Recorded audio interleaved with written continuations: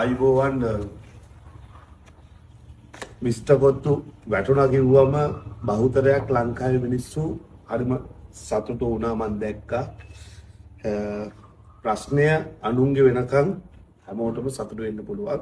මේක මං හිතන්නේ ලංකාවේ ඉන්න ව්‍යාපාරික බිස්නස් ඕනර්ස්ලාට වෙච්ච ලොකු අඩුපාඩුවක්. මගේ මේ සිද්ධියත් එක්ක ඕගලන්ට මේක හදා ගන්න පුළුවන්. මොකද හේතුව දැන් වෙනකොට හැමෝගෙම අතර තියෙන එළියට આવත් අපි හැම මිනිස්සෙකම ජීවිතය තුළ තියෙනවා කළු සුදු කියලා චරිත දෙකක්. අපි හැමෝම අලු පාටට තමයි ජීවත් වෙන්නේ. හැබැයි මේ කළු චරිතේ හැම මිනිස්සෙකම ඇතුලේ ඉන්නවා. පෘථග්ජන හැම මිනිහාගේම ඇතුලේ කළු චරිතයක් ඉන්නවා. මේ කළු චරිතේ එළියට આવොත් මොකද වෙන්නේ?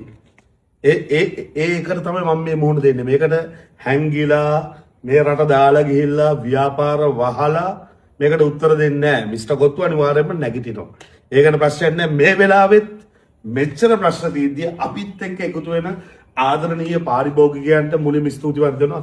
ඒ වගේම මම ආදරණීය ඉල්ලීමක් කරනවා මගේ පාරිභෝගිකයන්ගෙන් මිස්ටර් කොත්තු එකෙන් දවසක් හරි කෑවනම් මන් නිසා එක දවසක් හරි සතුටෙන් හිටියා නම් හරි මං කාටද උදව්වක් කරපු කට්ටිය ඉන්නවනම් මට මේ වෙලාවේ ඕගොල්ලෝ හැමෝගෙම උදව් අත්‍යවශ්‍යම මොහොතක්. මොකද තියෙන වෙලාවට දහස් ගාණක් මිනිස්සු මාත් එක්ක හිටියා. දහස් ගාණක් මට කෝල්ස් ආවා. හැබැයි දැන් වෙනකොට මේ ගේ ඇතුලේ මමයි වයිෆුයි මගේ ළමයි දෙන්නයි විතරයි ඉන්නේ මේ ප්‍රශ්න වලට මුහුණ දෙන්න. බැංකුව වලින් කතා කරනවා, බඩු දාපු සප්ලයර්ස්ලා කතා කරනවා. දැන් වෙනකොට ඇත්තටම බිස්නස් එකේ ලොකු ඩවුන් එකක් තියෙනවා. ඒ ඩවුන් එකක් තියෙන හැබැයි ඩවුන් එක හරියනවා.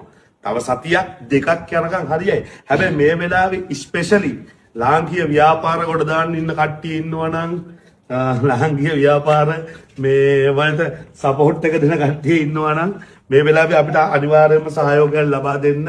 ඉතින් බැරි මොනොත් මේ සියලුම දේවල් විකුණලා දාලා ආපහු බිමට බහැලා පාරේ ඉඳන් කොත්තුවක් හරි ගහනවා. ඉතින් වෙන කරන්න දෙයක් නැහැ. මොකද මැරෙන්නද කියන්නේ. හරි මං කොල්ලෙට එම් සීන් එකක් වුණා. දැන් ඒකින්ද හරි මම වැරද්දක් පිළිගත්තා. රටෙන්ම සමාව ඉල්ලුවා.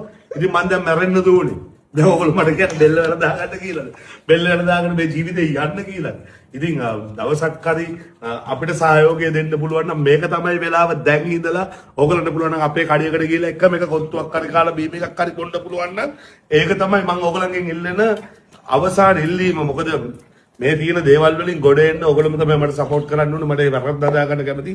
මොකද දැන් මේ වෙලාවෙත් අපි ගාව විශාල සේවකයෝ පිරිසක් යන්න නැතුව ඉන්නවා. ඒ යන්න නැතුව ඉන්න මිනිස්සු ටිකවත් මේ බේර ගන්න මට සපෝට් එකක් දෙන්න. මොකද ලොකු ඕවර්හෙඩ්ස් ප්‍රමාණයක් තියෙනවා. ඉතින් පුළුවන් නම් ගිහලා මිස්ටර් කොත්තු එකට ගිහලා පොඩි වීඩියෝ එකක් කරලා දාන්න මේ වෙලාවේ. පුළුවන් කට්ටියකින් මම කියන පොඩි වීඩියෝ එකක්, පොඩි පෝස්ට් එකක්, එහෙම නැත්නම් මිස්ටර් කොත්තු එක ගැන මොනවාරි දෙයක් මගේ අඩුපාඩුව ගැනම විතරක් නැතුව මගේ දැක්ක ජීවිතේ දැක්ක හොඳ දෙයක් හරි මම දැක්ක අර අපිට කලින් දාපු ළමයක් දැන් වෙනකොට දාලා තියෙනවා විරාජ් වික්‍රමනායක කියන්නේ හිත හොඳ මිනිස්සෙක් කියලා. thank you පුතා. මේ ඔයා එහෙම අගය කිරීමක් කරපු එකටත් ඉතින් මෙතනින් එහාට යන්න මට ඕගලන්ගේ සහයෝගය අත්‍යවශ්‍යයි. එන්න අපේ කඩවලට ඇවිල්ලා කන්න කොත්තුවක්. මේක තමයි හොඳම වෙලාව ඕගලන්ගේ උදව් ඕන. මාත් එක්ක පුංචි හරි හිතකමක් තියෙනවනම් පුංචි හරි මිත්‍රත්වයක් තියෙනවනම් ව්‍යාපාරය ගොඩ ගන්න මට මේ වෙලාවේ සහයෝගයක් දෙන්න, ශක්තියක් දෙන්න. මම ඕගලන්ට පොරොත්තු වෙනවා ආපහු මගෙන් කවදාවත් මෙවැනි වැරද්දක් මෙවැනි සිදුවීමක් වෙන්නේ නැහැ කියලා. ඉතින් ඔය පණිවිඩය ඔයගලන්ට දෙන්න ඕනේ. ඉතින් කොයිවත් ඉන්න ව්‍යාපාරයක් කරලා නැති මිනිස්සෙක්ට මේ වගේ අවස්ථාවක තේරෙන්නේ නැහැ. බිස්නස් කියන්නේ එහෙම තමයි නගිනවා, බහිනවා. ඉතින් මේ වෙලාව බහින වෙලාව අනිත් පැත්තට හදා ගන්න ඕනේ. මේක අපි ආපහු නැගිටින්න ඕනේ. ඉතින් ඒක නිසා මට මේ වෙලාවේ සහයෝගය දෙන්න. මේක ගොඩ දා ගන්න.